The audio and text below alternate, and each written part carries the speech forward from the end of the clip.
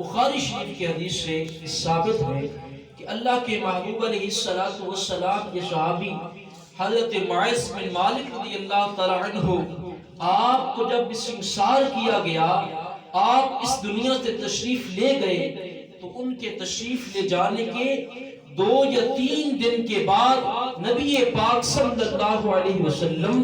ان کے گھر میں تشریف لے گئے۔ جب پیارے آقا مدینے والے مصطفیٰ علیہ السلام ان کے گھر تشریف لے گئے تو وہاں کافی صحابہ موجود تھے۔ میرے آقا کریم علیہ السلام جب ان کے گھر تشریف لے گئے تو آپ نے صحابہ سے ارشاد فرمایا کہ اے میرے صحابہ، معاذ کے لیے استغفار کی دعا کرو، معاذ کے لیے استغفار کی دعا کرو۔ تو پتہ چلا کہ مرنے والوں کے گھروں میں جا کر پہلا جو ہمارا مقصد ہے وہ دعائے مغفرت کرنا ہے۔ اور وہ معاذ بن مالک رضی اللہ تعالی عنہ جن کے بارے نبی پاک علیہ السلام پہلے یہ اعلان کر چکے تھے کہ میرے معاذ نے ایسی توبہ کی ہے، ایسی توبہ کی ہے، اگر ان کی یہ توبہ پوری روئے زمین پہ تقسیم کر دی جائے تو سب انسانوں کو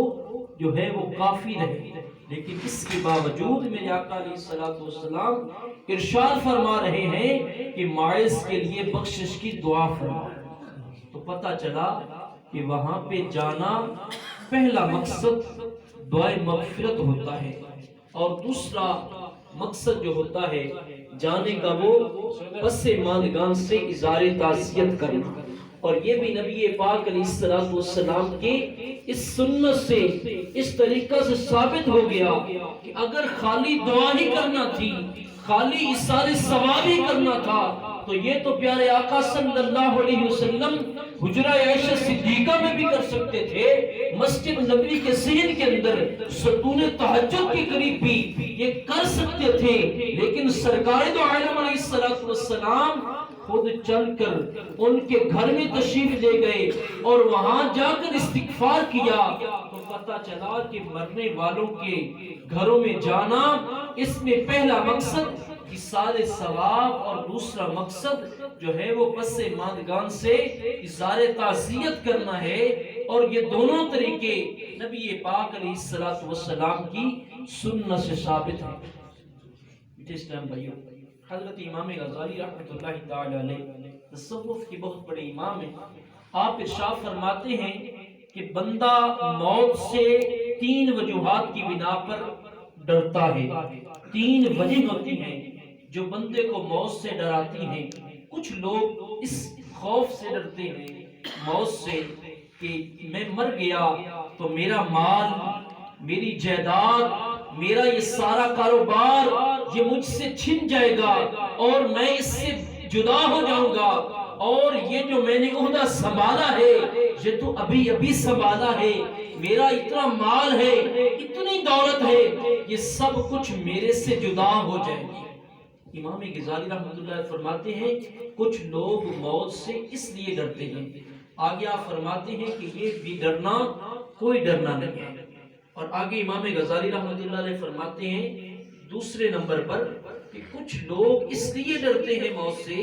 کہ مجھے موت آ گئی، میں اس دنیا سے چلا گیا تو میرے جو بچے ہیں، میرے بیٹے اور بیٹیاں ہیں یہ یتیم ہو جائیں گے، میرے عزیز و اقارب جو ہیں ان کو غم ہوگا، میرے ماں باپ میرا غم نہیں سہ سکیں گے۔ کچھ لوگ اس خوف کی وجہ سے جو ہے وہ موت سے ڈرتے ہیں۔ تو امام غزالی فرماتے ہیں کہ یہ بھی کوئی موت سے ڈرنا نہیں ہے۔ تیسرا قول امام غزالی رحمۃ اللہ علیہ ارشاد فرماتے ہیں کہ کچھ لوگ اس خوف سے ڈرتے ہیں کہ اگر مجھے آج موت آ گئی، میں اس دنیا سے چلا گیا تو میرے پاس کون سا نیک عمل ہے جو میں اللہ کی بارگاہ میں لے کے حاضر ہوں گا، کیونکہ قیامت کے دن بندے سے ہر چیز کے بارے میں پوچھا جائے گا، ہر نعمت کے بارے میں پوچھا جائے گا، سوال کیا جائے گا۔ تو امام غزالی فرماتے ہیں کہ جو لوگ اس خوف سے یہ موت سے اس لیے ڈرتی ہیں کہ اگر آج مجھے موت آ جائے تو میں اللہ کی بارگاہ میں کون سا عمل لے کر جاؤں گا۔ امام غزالی فرماتے ہیں حقیقت میں موت سے ڈرنے والے یہ طبقہ والے لوگ ہیں۔ تو پتہ چلا کہ موت سے ڈرنا مال کی وجہ سے یہ بھی ڈرنا نہیں ہے، اپنی اولاد کی محبت اور عزیز و اقارب کی محبت کی وجہ سے موت سے ڈرنا یہ بھی ڈرنا نہیں ہے، بلکہ ہمیں اس لیے ڈرنا ہے کہ اگر آج ہمیں موت آ گئی تو کیا ہمارے پاس کوئی نیک عمل ہے جو ہم رب کی بارگاہ میں پیش کر سکیں۔ کیونکہ امام غزالی رحمۃ اللہ تعالی علیہ مزید ارشاد فرماتے ہیں کہ جب اللہ کریم نے مخلوق کو پیدا فرمایا تو ان میں 3 قسم کی مخلوق اللہ رب العزت نے پیدا فرمائی۔ ایک قسم وہ کہ اللہ کریم نے ان کے اندر فقط شوق عبادت کو رکھا، دنیا کی محبت اور اس کے علاوہ نفسانی خواہشات ان کو قریب بھی نہیں آنے دیا، فقط شوق عبادت کو رکھا۔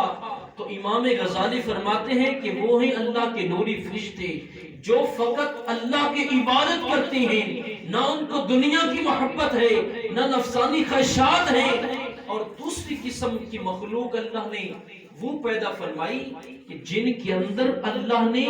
شوق عبادت کو نہیں رکھا، بالکل نہیں رکھا، بلکہ ان کے اندر عقل سلیم کو بھی نہیں رکھا، فقط ان کے اندر نفسانی خواہشات کو رکھ دیا۔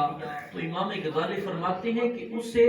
وہ مخلوق ہے چوپائے، وہ جانور ہیں۔ اور تیسری مخلوق اللہ کریم نے پیدا فرمائی کہ ان کے اندر شوق عبادت کو بھی رکھ دیا، نفسانی خواہشات کو بھی رکھ دیا اور دنیا کی محبت کو بھی رکھ دیا، اور وہ ہیں انسان۔ امام غزالی فرماتے ہیں کہ کامل انسان وہ ہے کہ جب وہ ایک پل پہ چل رہا ہے، ایک طرف شوق عبادت کا پہاڑ موجود ہے، دوسری طرف جو ہے وہ دنیا کی محبت کا پہاڑ موجود ہے اور نفسانی خواہشات کا پہاڑ موجود ہے۔ اب کامل انسان وہ ہے کہ پل کراس بھی کرنا ہے، ایک طرف شوق عبادت ہے، ایک طرف دنیا کی محبت ہے، وہ دنیا کی محبت سے کنارہ کشی کر کے دوری اختیار کر کے اللہ کی عبادت کرے گا، اللہ کی ریاست کرے گا، تو امام غزالی فرماتے ہیں کہ وہ انسان کامیاب ہو جائے گا۔ اس لیے ہمیں چاہیے کہ ہم دنیا میں آئے مختصر سے عرصہ کے لیے، اور ہمیں دنیا سے جانا ہے تو جتنا عرصہ یہاں رہنا ہے اتنا عرصہ یہاں، اور ہمیشہ ہمیشہ ہم نے ادھر نہیں رہنا بلکہ ہمیں مرنا ہے۔ تو امام غزالی فرماتے ہیں کامل انسان وہ ہے جو مرنے سے پہلے مرنے کی تیاری کر لے۔ دیکھیے امام غزالی علیہ رحمہ آپ مزید ارشاد فرماتے ہیں کہ جس بندے کی آنکھیں نہ ہوں اور وہ بندہ یہ دعویٰ کرے کہ میں نے اللہ کے منع کردہ چیزوں کی طرف کبھی دیکھا ہی نہیں، تو یہ اس کا کمال نہیں ہے۔ امام غزالی فرماتے ہیں جس بندے کے کان نہ ہوں اور وہ یہ دعویٰ